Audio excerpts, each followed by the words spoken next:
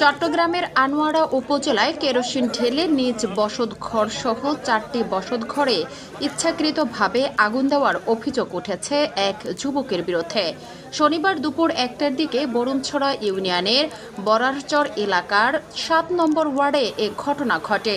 অভিযোগ অনুযায়ী মোহাম্মদ মহিউদ্দিন প্রথমে নিজের বসতঘরে কেরোসিন ঢেলে আগুন ধরান। পরে একইভাবে তার চাচার ঘরে আগুন দিলে মুহূর্তের মধ্যে আগুন ছড়িয়ে পড়ে পাশের আরও 2টি ঘরে। এতে 4টি ঘর পুড়ে যায়।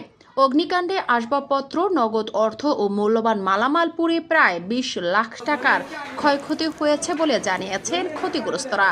খবর পেয়ে ফায়ার সার্ভিস ঘটনাস্থলে পৌঁছে আগুন নিয়ন্ত্রণে আনে। পুলিশ অভিযুক্ত যুবককে আটক করে থানায় নিয়ে যায়। প্রাথমিকভাবে জায়গা সম্পত্তি সংক্রান্ত বিরোধের জেরে এ ঘটনা ঘটতে পারে বলে ধারণা করছে পুলিশ। ঘটনাটি নিয়ে এলাকায় ব্যাপক চাঞ্চল্যের সৃষ্টি হয়েছে।